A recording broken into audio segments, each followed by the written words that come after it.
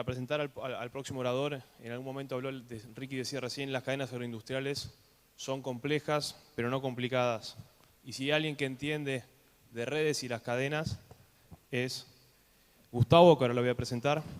Es músico, pero antes de ser músico estudió agronomía, se recibió a principios de la década del 80, por lo cual a inicio de su carrera profesional seguramente se tuvo que abrazar a la siembra directa y un poco más avanzado se subió a la agricultura de precisión.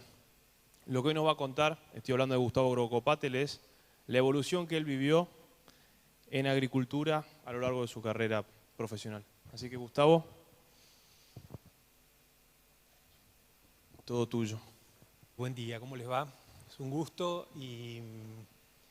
estar en esta institución tan querida, tan prestigiosa, con estos jóvenes tan metedores, tan entusiastas y compartir el panel con alguien como Ricky, que es un querido amigo y viejo amigo de tantos años. Lo primero que quería mostrarle es que la gente se moría de hambre.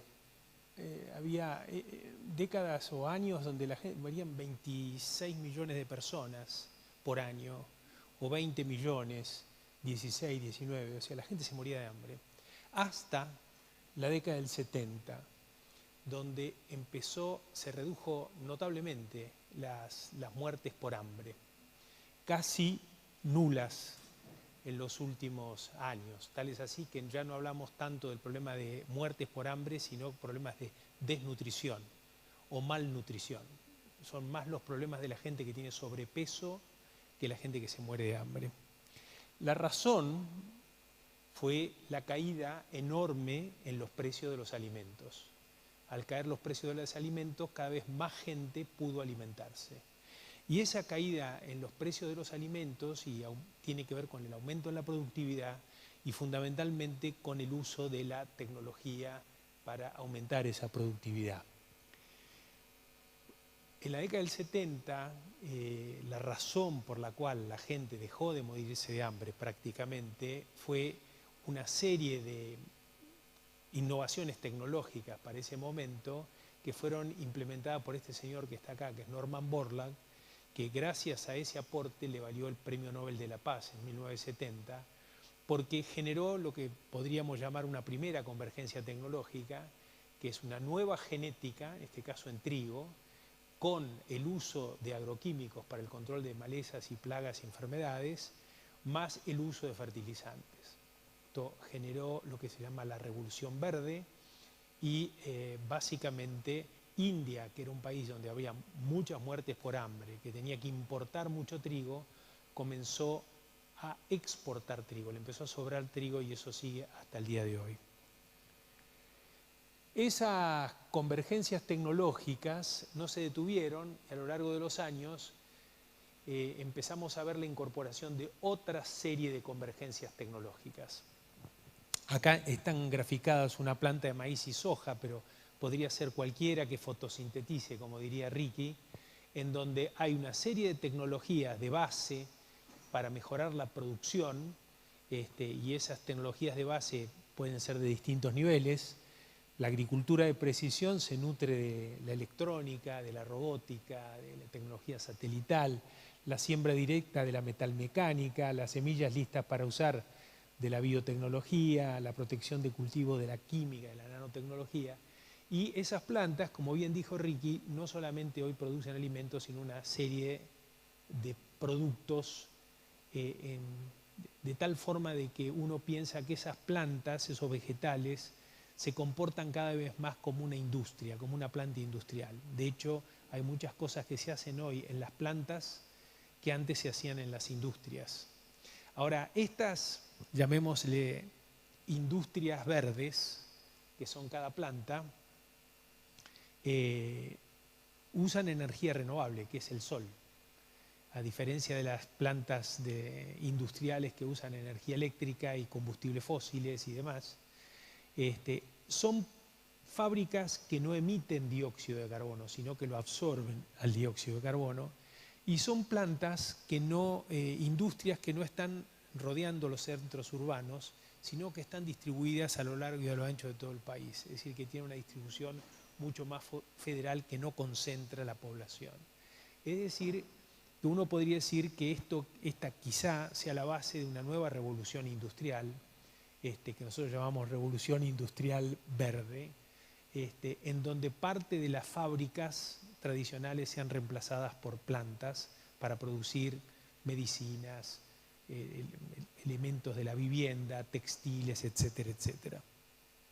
Esta es una convergencia tecnológica que estamos transitando desde hace ya algunos años, más vale algunas décadas, y que la seguiremos seguramente transitando. Estas revoluciones industriales no es que anulan a la otra, ¿no? Se van solapando y van sumándose a las otras que vamos viendo.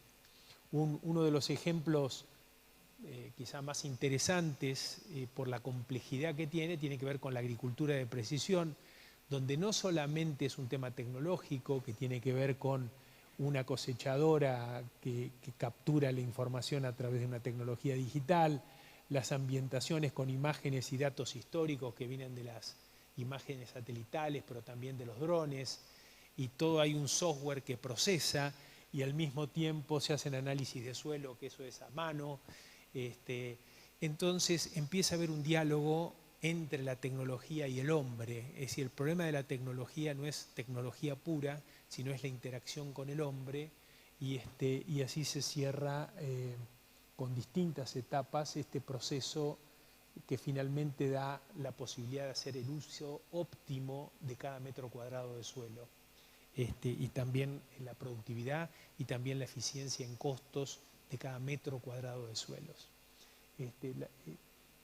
Lo pongo porque es interesante que la tecnología por sí sola no resuelve el problema, si no está integrada a un cambio cultural que tiene que ver con las personas, tiene que ver con la organización y demás. El éxito o el fracaso de estas tecnologías tienen quizá mucho más que ver con estos últimos dos puntos que les dije. Bien, después hay algo que podemos pensar ya más, algo que está ocurriendo probablemente en los laboratorios hoy y que uno piensa que quizá en pocos años empiece también a transferirse al campo, y podríamos llamarlo convergencia tecnológica vinculada con la revolución de la información, nuevos materiales y formas de organización y gestión. Hace unos años visité a un científico en el MIT en Boston, que había descubierto un inyector de semillas. Un inyector que era un aparatito así como esto, de este tamaño, que permitía poner semillas en el suelo sin la necesidad de hacer un tajo, ¿cierto? Hoy sembramos haciéndole un tajo al suelo, y en ese tajo ponemos la semilla. Bueno, este inyector no necesita que le hagas el tajo, la va inyectando de esta manera, de tal manera de que uno puede sembrar sin la necesidad de una tracción, porque al inyectar ya no necesitas el tractor que arrastre, no necesitas hacer el tajo. Entonces, probablemente estos robots que se están armando con inyectores inicien un proceso, digamos así, de destractorización de la agricultura. Vamos a ver una agricultura sin tractores y sin maquinarias. Van a verse robots que empiezan a inyectar estas semillas en el suelo. Obviamente que esos robots van andando por el campo, orientados por mecanismos de GPS que le dicen dónde ir, cómo ir, a dónde sembrar, a dónde no sembrar. Imagínense que estos robots podrían sembrar en el medio de una selva, porque uno le va diciendo, no necesitas desmontar, porque al no pasar con tractores y máquinas no se necesitan bajar árboles. Entonces esta forma de siembra podría ser algo complementaria a los ecosistemas naturales. Esos robots andan con baterías de litio que a su vez son cargadas por energía solar y energía eólica, si es una agricultura sin combustibles fósiles.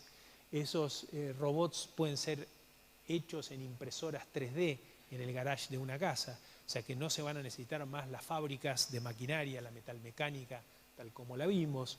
Y además están sembrando lo que llamamos semillas listas para usar, que como bien dijo Ricky, en la genética de una semilla hay una sofisticación muy grande, es como un chip o varios chips que están adentro de las semillas, con moléculas químicas que la recubren, con productos que le facilitan el crecimiento. Con otra cosa que es una novedad para mí absolutamente disruptiva, que es que podamos usar el nitrógeno que está en el aire. Ustedes saben que en el aire el 70% es nitrógeno, pero las plantas solamente lo pueden utilizar si son leguminosas, por ahora. Bueno, hay gente también que está investigando sobre cómo poner este nitrógeno gaseoso del aire disponible para las plantas. Esto generaría una disminución en el costo de la tonelada de nitrógeno. Hoy el nitrógeno es gas que se transforma en urea en una planta en Bahía Blanca, por ejemplo, y que la traemos al campo de Andán de Ricky. O sea, es todo un flete, una disposición. O sea, el costo de esa tonelada de nitrógeno es muy alta. Si usamos el nitrógeno del aire, bajaría notablemente. Al bajar el costo del nitrógeno, uno podría usar más nitrógeno, porque la relación insumo-producto cambia, y al usar más nitrógeno aumentaríamos notablemente la productividad. Por supuesto que habrá otros problemas, cada uno que uno resuelve uno van generándose otros. Si usamos mucho nitrógeno, las plantas se pueden llegar a volcar, que ya fue lo que le pasó a Borlaug, por eso hizo los trigos enanos. Bueno, tendremos que hacer los maíces enanos o las sojas enanas, no sé, adaptadas a estos niveles de nutrición. Esos robots, como les adelanté, pueden generar una agricultura más eficiente y sustentable. Se pueden, y ya existen empresas que tienen dispositivos para controlar insectos y malezas con este tipo de inyectores, por métodos físicos, con rayos, es decir, que podría ser una agricultura que no use más agroquímicos. Siempre que digo esto, en mi empresa Agrofina me quieren matar, pero bueno. Obviamente que esa agricultura tiene, uno siempre piensa en la uberización de ese transporte, ¿no? El costo más importante que hoy tiene la agricultura es uno de los costos de la logística. La uberización de ese transporte permitiría bajar enormemente los costos de logística, la mejora en las tomas de decisiones a través de la inteligencia artificial, el comercio electrónico, etcétera, etcétera. Es decir, como ven ustedes, como comentó Ricky hoy, el ecosistema productivo para producir un granito de soja, que es el mismo grano que se producía hace 5.000 años en la China, hoy es de una complejidad, de una sofisticación y requiere múltiples expertos trabajando en forma sistémica, integrada, coordinada y demás. Es decir, que el concepto de campo se amplía enormemente, prácticamente sin límites, o que la imaginación no nos puede dar los límites hacia dónde vamos, pero evidentemente en el campo del futuro es probable que no haya tractoristas y es probable que no haya fábricas de maquinarias, pero haya un montón de diseñadores y un montón de desarrolladores de software y un montón de ingenieros que están buscando nuevas formas de conducir esos robots, en fin, otras profesiones absolutamente distintas a las que vimos hasta ahora. La otra novedad es que uno lleva la gestión en el bolsillo, ¿no? Es decir, antes nosotros teníamos que ir a la oficina, teníamos que ir al campo, pero hoy uno puede hacer gestión desde acá, en cualquier lugar que esté, en cualquier momento, y tomando decisiones, disparando procesos, etcétera, etcétera, a través de tecnologías más vinculadas con lo móvil.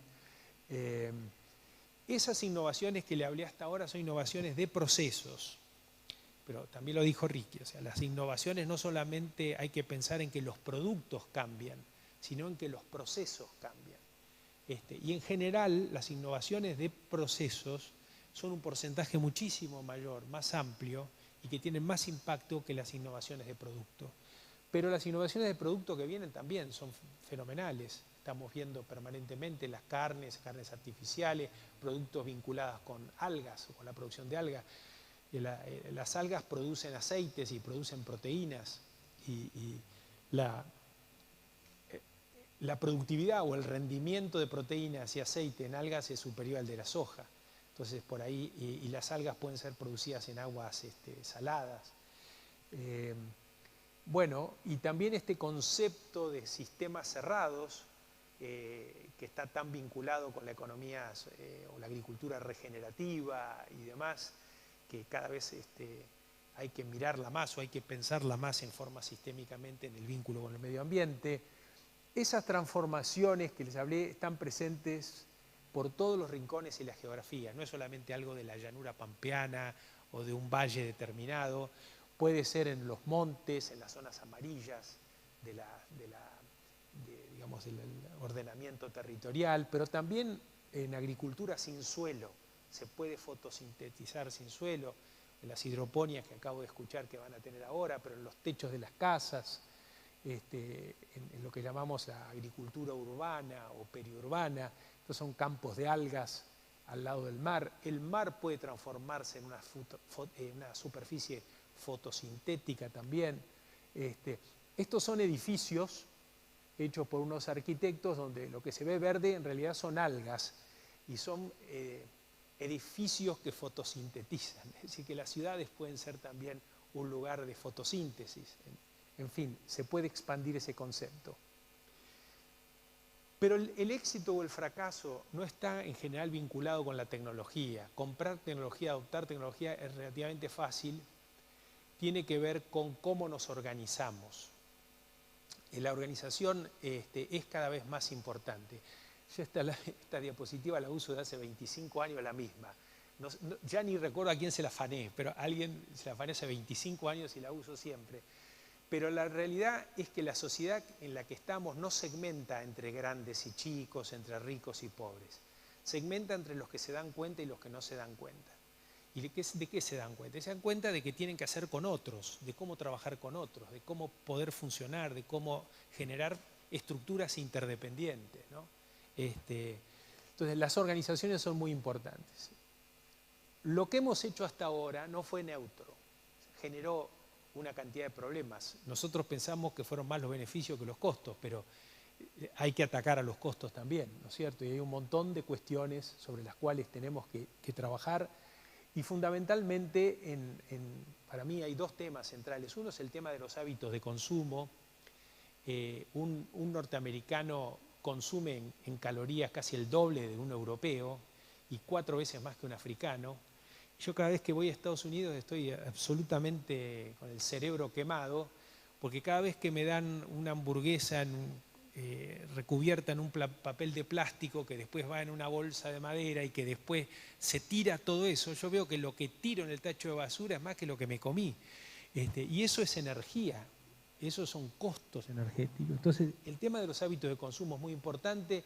Si todos comiéramos, no digo como un africano porque justamente no, pero como un europeo, podríamos consumir un 30, 40, 50% menos de lo que estamos consumiendo hoy, teniendo una muy buena calidad de vida. El otro tema que me vuelve loco es el desperdicio de los alimentos, ¿no? Se considera que hay un 25, 30% de los alimentos que son desperdicios. Nos cuesta ver a nosotros, pero cuando uno va a la India o va a África, ve que se pudren los granos, porque no hay formas de almacenarlo, porque los transportes no son claros, porque hay mucha mercadería de los supermercados que se tiran porque se vencen. Entonces, si logramos ajustar muchas de estas cosas, estoy seguro que reduciríamos la curva de demanda que tenemos hoy. Habría que utilizar menos tierra probablemente y llegaríamos a un sistema equilibrado mucho más antes de lo de hoy. Esto simplemente que cuando uno ve el mapa fotosintético ve que América del Sur, especialmente el Mercosur, es una de las zonas de mayor fortaleza de la fotosíntesis, es decir, que para este mundo que vivimos estamos en el lugar adecuado y es un lugar no solo para los ingenieros agrónomos o veterinarios, sino que es un lugar para los ingenieros, para los creativos, para los desarrolladores, para los industriales, para múltiples profesiones que quieran desarrollar algo en el campo. Bueno, yo creo cada vez más que las transformaciones estas se dan no solamente por temas tecnológicos u organizacionales, como hablamos, sino que tenemos que colocarlas en el centro de una sociedad que tiene que trabajar con esta visión compartida, alineada, integrada, incluida a este tipo de procesos. Si hacemos esto solos, no vamos a poder. De hecho, Argentina creo yo que es un caso de tener todo a favor, en el sentido que hasta ahora venimos hablando, pero al no estar integrada, incluida y demás, vemos que hay restricciones que enlentecen, desfavorecen el desarrollo de estas cosas.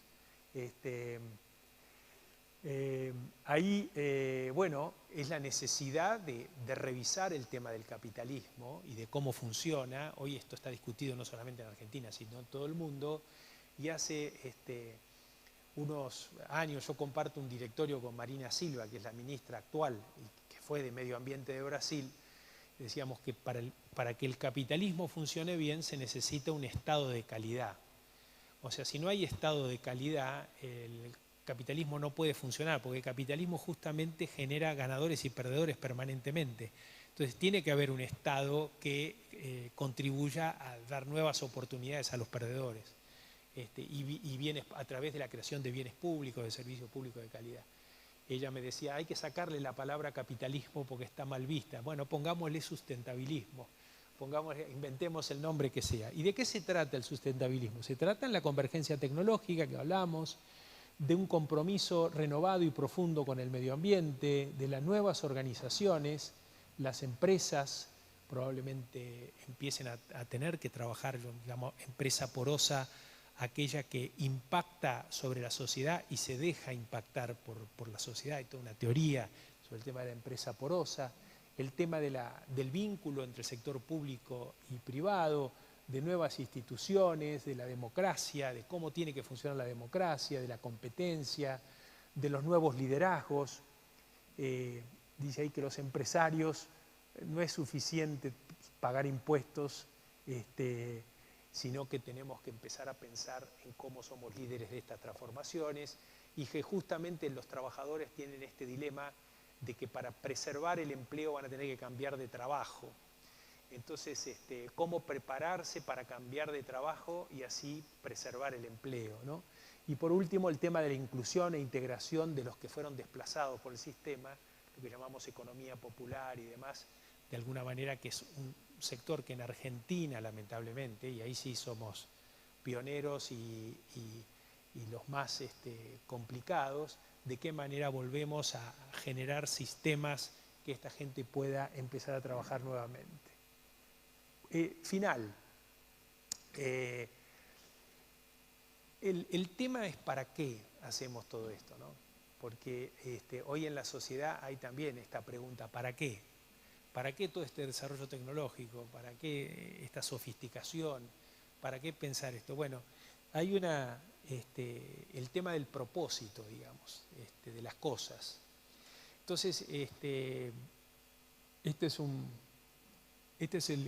compendio de copia que hice a varios, copy and paste de varios filósofos, pensadores del tema. Primero, ¿para qué? Bueno, quizá lo que queremos es que la gente, digamos, ser felices, digamos, tener dignidad.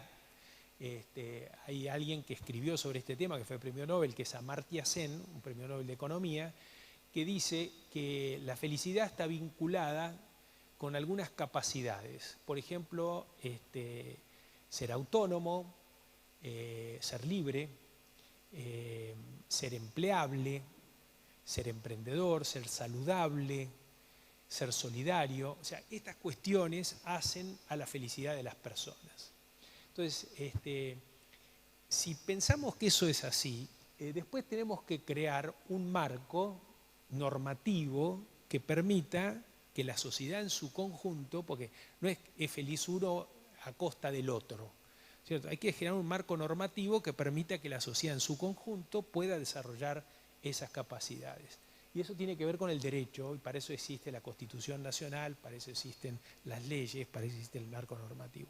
Dentro de ese marco normativo, que muchos lo llaman marcar la cancha, es donde la política discute, y la política es el arte de hacer acuerdos. Se hacen acuerdos dentro de ese marco para lograr el desarrollo de esas capacidades. Y a partir de esos acuerdos es donde se generan los negocios, donde está la economía que crea riqueza, que distribuye los bienes y servicios, etcétera, etcétera. Entonces, cada vez que hacemos algo en la vida, yo sugiero tener un checklist, digamos, y decir, bueno, esto que estoy haciendo en mi empresa, ¿hace a la gente más autónoma? ¿Hace a la gente más libre? ¿Más empleable? ¿Más emprendedora? Yo que soy político y soy Estado y estoy determinando políticas públicas, estas políticas públicas, no sé, la asignación universal por hijo, ¿hace a la gente más libre? ¿Hace a la gente más autónoma? ¿Hace a la gente más empleable? Y a lo mejor, si en algo fallamos de ese checklist, bueno, no digo que hay que eliminarlo, pero hay que corregirlo, por lo menos, o pensarlo, ¿no? Y bueno, ese yo creo que es el desafío que tenemos como sociedad en estos tiempos. Bueno, muchas gracias.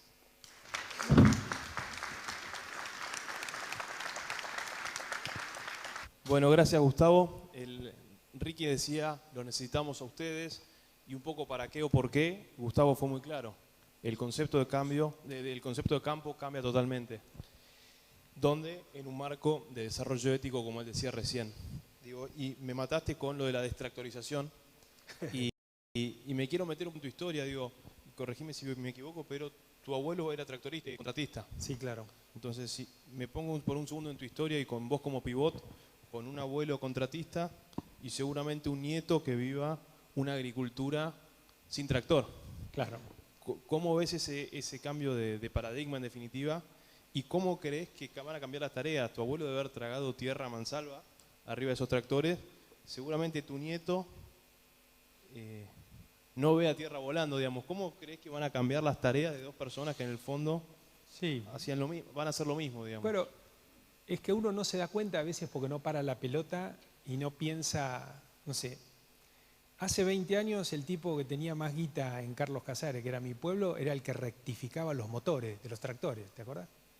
¿Por qué rectificaba los tractores? Y porque había tierra volando, se chupaba mucha tierra y se gastaban los motores. Entonces tenía el que tenía que rectificar. Ese tipo está fulminado con la siembra directa, porque no vuela más tierra. Entonces, todo va cambiando alrededor nuestro. Lo que pasa es que nosotros, como cambia tan en los tiempos o la temporalidad de esos cambios son tan lentos, no nos vamos dando cuenta hasta que un momento paramos la pelota, miramos para atrás y nos damos cuenta. Yo le cuento a mis hijos de cómo era la vida. Bueno, mi abuelo vino a Argentina en 1900 y compró 100 hectáreas en 1960. O sea, tardó 60 años en comprar 100 hectáreas. Con la mala suerte que en el 61 hubo una sequía brutal que tuvo que vender para pagar las cuentas. Entonces le duró poco. O sea que yo soy un hijo de un sin tierra, de un contratista. Y debe ser eso, como decía Ricky, que la semilla no cae lejos del árbol, ¿viste? Por eso yo, tener tierra o no tener tierra, para mí no hace la diferencia. Eso viene probablemente de abuelo. Y es probable que mi hijo, sin saber, tenga ese gen metido adentro, ¿no? Así como los nietos o bisnietos de Ricky tengan el gen de ir a mirar si la semilla está bien colocada en esos suelos arenosos, porque hay algo que lo llama de vuelta a la tierra, probablemente a mi hijo haya otras cosas que lo llame. Pero me parece a mí que el punto, más allá de la reflexión, es tener todos los días entusiasmo por hacer algo que, bueno, que de alguna manera modifique, transforme. Pequeño, grande, mediano, cada uno hace lo que puede, las posibilidades que tiene, pero todas las transformaciones, por más pequeñas o grandes que sean, son espectaculares. Ese es el punto, es el entusiasmo cotidiano. Bien, muchas gracias. No, gracias a ustedes.